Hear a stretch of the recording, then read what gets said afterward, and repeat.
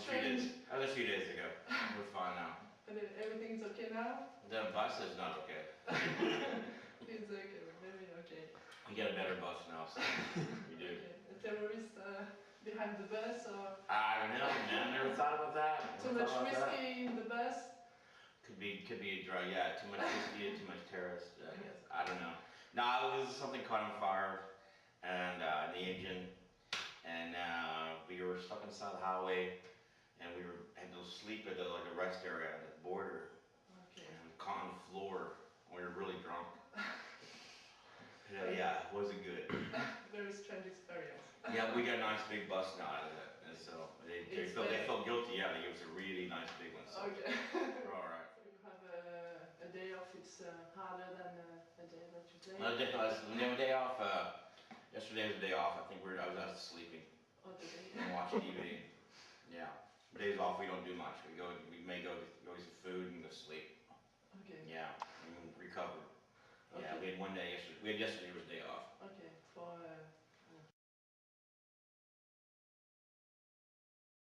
And when will we see you playing stadium like with AC/DC? I thought these two could be a very good opportunity. Oh, I've been great. And I see the answer, it's very great, the answer, but I prefer to see Nashville Pussy. Well, me too.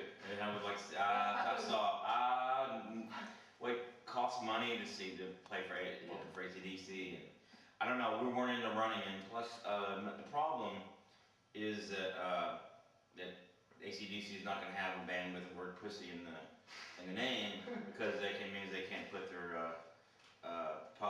posters up everywhere in the newspaper and stuff, and they're not going to take a chance. Maybe you can change your name. No, it's a little late for that. A little late for that. I think it's a little late to change the name. Okay. They didn't ask us.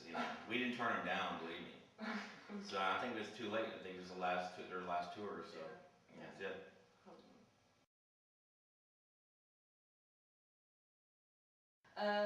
Do you record albums to play live, or do you play live to play your songs?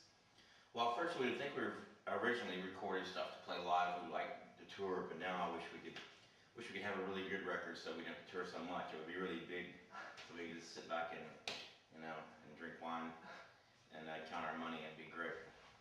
But I don't know. It's two different things for me. It really is. I don't know. We're starting to like to play.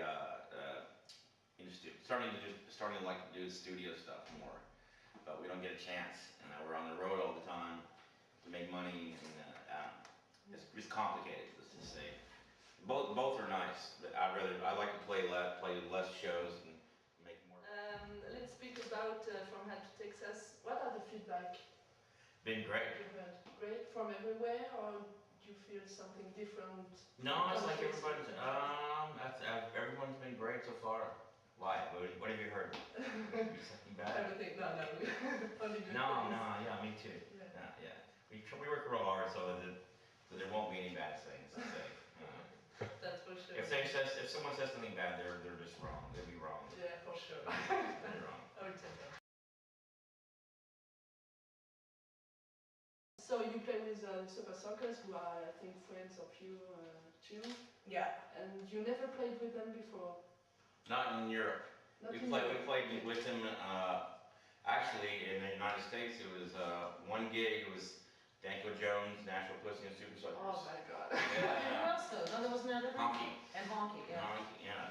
Yeah. And, but it was two tours crossing in Denver for one night. It was very cool. And then we played with the Super Suckers with Motorhead, like years ago. And they opened up, and it was us and Motorhead, and that was really good too. But that was only just for a couple of weeks, I think. Short-lived. Okay. So Motorhead and Super Suckers. That's right. Well, we've been friends with them forever. Yeah, I've known those guys since 1991, I guess. We went to their show. Me and him went to their show in Nashville before we had a band, and we said, "Come over to our house. We got some weed." And they're like, "Okay." So they come over to our house, and our weed was terrible. Like it was like seeds and stems, like just shit. And they're like, "Man," but they only had 20 people at their show. So it was like, it was perfect. Like, oh, we love you guys, come over. Like, we didn't have any beer, we didn't have nothing. It was like, oh wow, super sexy in our house. That's so cool. Yeah, exactly. And they're like, man, we're out of here. Like, and then years later, we started the band, and we were in Seattle, where they live, and we needed weed again. So we went up to Eddie and said, hey man, you got any marijuana? And he's like, yeah. So he comes down to the studio and he brings us a bag of weed, and then he's like, oh, I'll sing background on this song. So he did the background on their very first record. He sang, right? He sang Rock and Roll. Yeah, sang That background. was on the second record. I'm Rock and Roll. And then didn't he sing something on the first record too? I think he was singing he helped sing Highway to Hell on the, maybe that was West it. Memphis 3 thing, yeah. But yeah, he was always, their Super Circus have always been kind of lingering around there. Yeah, But we come together in the spirit of smoking a lot of weed. Catchphrase, sex, drug, and rock and roll. What do you prefer? What day of the week is it? What time is it? Okay, at 7. Right now, I'd like to have a little nap. Rock and roll. Yeah. If I had to choose the three, I'd like rock and roll. I Yeah. either listen, because listening and playing is two things I can do with rock and roll. Plus rock and roll is kind of like sex and a drug in itself. You know, like you get addicted to it, and you can have an orgasm. Like, I have a friend who's a sommelier in Bordeaux, and he's coming to the show tomorrow in Montpellier. And he has made us before a bottle of Nashville Pussy wine. This is Chateau Nashville Pussy. Fucking fantastic. It's really good. We've had it 2 times now. He came one time and he brought us 2 bottles of wine each, like a red wine and a white wine with our names, our personal names, not just Nashville Pussy, but like Ruyter size, Blaine and Ruyter. So we all had bottles of wine. And then the last time he came, he brought this big bottle of wine that had the rebel flag and the French flag.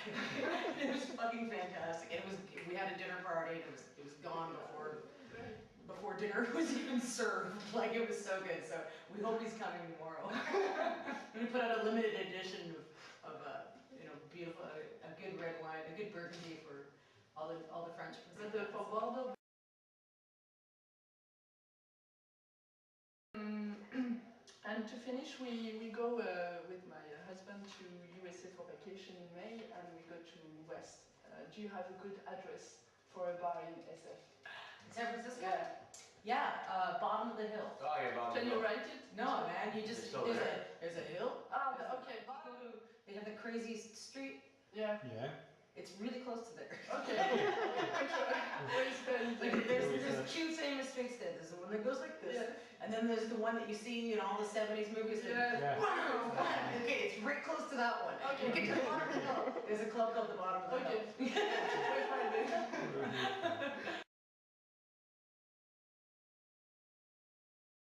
And it's called Metallic Doormat.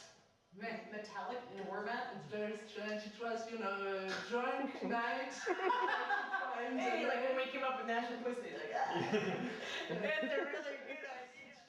Yeah, they just started. It's cool. It's well presented. Yeah, it's very easy simple. to. It's the opposite of the old one. But it's very nice. Yeah, thank you. And you can listen to music. That's 2 people now who've told me that. It's You and my mother.